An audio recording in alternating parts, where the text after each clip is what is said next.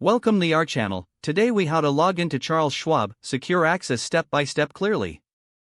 To begin, open your preferred web browser. In the address bar, type in www.schwab.com and press enter.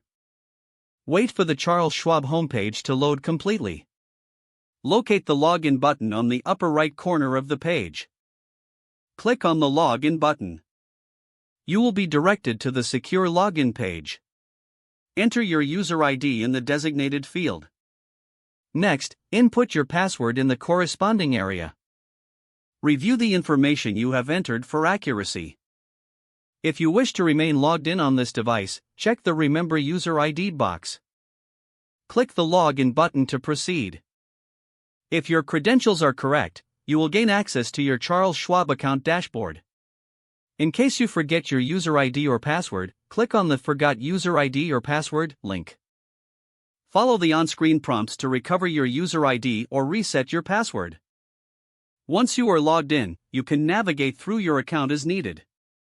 For enhanced security, consider setting up two-factor authentication in your account settings. Always ensure you log out after completing your tasks, especially on shared devices.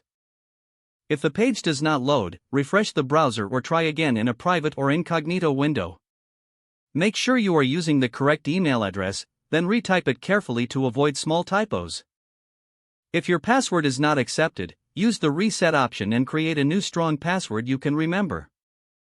Check your spam folder for verification or security emails, then complete any requested confirmation steps. Enable two-factor authentication if available to improve account security and reduce unauthorized access risk. After signing in, review your profile details so your contact information and settings are accurate and current. If you see an error message, note it down and try again after restarting your device and internet connection. Log out when you finish, especially on shared devices, to keep your account and payment information secure.